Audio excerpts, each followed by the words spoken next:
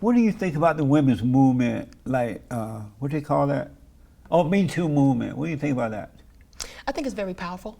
You do? Yes, just because men have been getting away with so much in the industry, a lot of industry men, that now it's exposed. It's on Front Street. Social media, I can say, played a part in that. And women just being able to feel like they have a voice now, because everything was just kept a secret for so long, all these wrongdoings. I don't condone any of that. Raping, drugging people against their own rights, I can't agree with that. But mostly women are lying, though.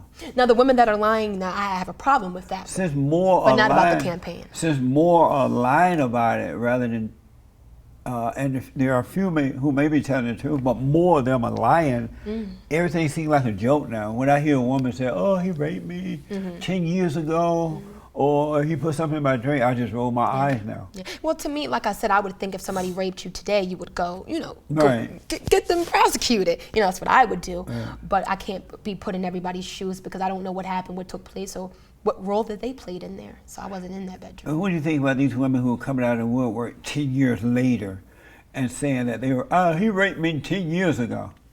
It could sound a little fishy, but then again, time has evolved. Women now feel like they have a voice, they have a place. Oh my God, this is what happened to me, and I want to just tell it now, like writing a tell-all. I noticed that most women hate men, and they don't mind lying. They allow the men to take their children away from them. They will falsely accuse them of being molesters and rapists to take the children away. They would kill their children. They kill the men's children in the wombs. Are you for abortion? I'm not against it. Not against it. You support abortion? Absolutely. Really? Would you ever have one? If things, you never know. If I was in a situation where I was raped by someone I don't know, or a family member, God forbid, sometimes you don't know what you may do, because how you're able to deal with certain things like that. But what happens to a woman's mind when she thinks that it's okay to kill the man's child in her womb? What goes on in the mind for them to think, oh, I'm going to kill this man's baby? I've personally never been pregnant, never had to be put in that situation, God forbid. But women out there, sometimes when you bring a child in false circumstances and out of wedlock and no type of structure here, they want more for their kids and giving the kids opportunity. I understand the man's part as well, but how did that child come into this world? How was that? Was it through, was it a mutual agreement, or was it you raped me? How did all this play out? And but then even if she were raped, wouldn't it be better, because being raped is not good? No, absolutely not. And so if you're raped and then you kill the baby in the womb, you got double guilt now.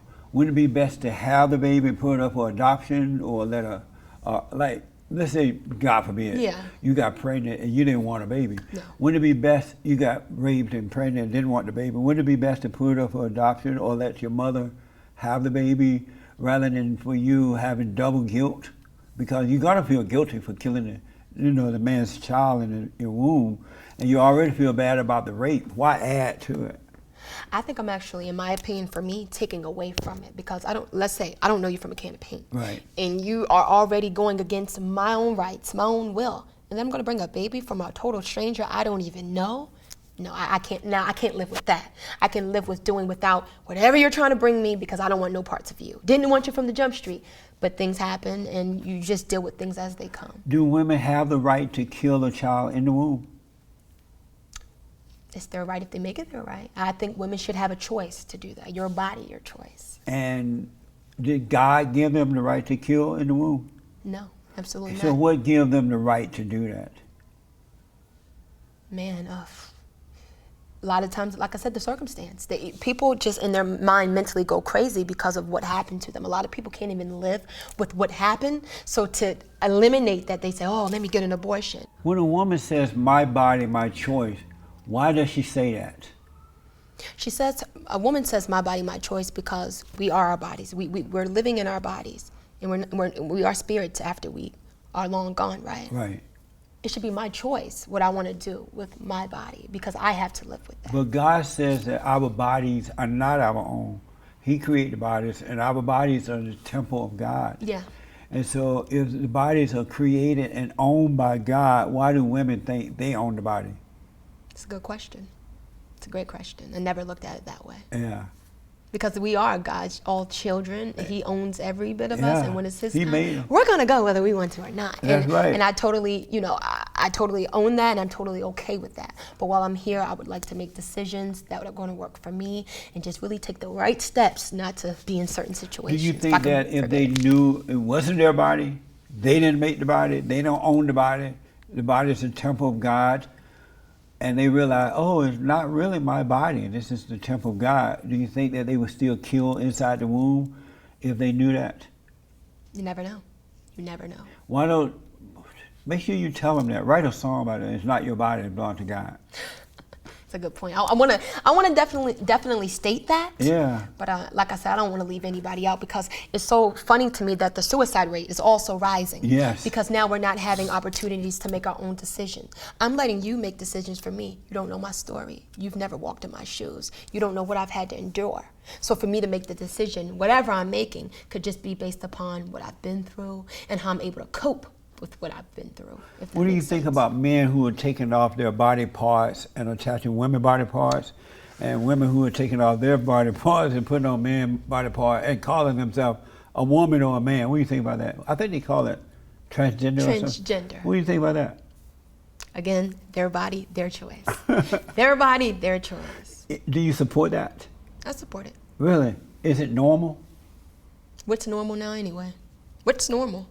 A male and a female. No. Now, listen, I'm with that. I'm heterosexual. I do Right. believe in being with a man. But if my friend is, hey, LA, I'm with she's a woman, right? And I decided to be with Susie today. Hey, do your thing as long as you're happy. Will you try to guide her in the right way? No. You just let her suffer? Let her suffer. Hey, your decision's yours. I'm going to let you just roll with the wind. And you only have to answer to God, not me. I'm not God. That's and I right. think in a lot of ways we like to play that God role. Yes. You're not God. I'm not God. So you have to answer to Him. You wouldn't hate her for it, but you wouldn't accept it as a norm, right? I wouldn't hate her, and I accept it for her normalization. She's rational because it's rational for her.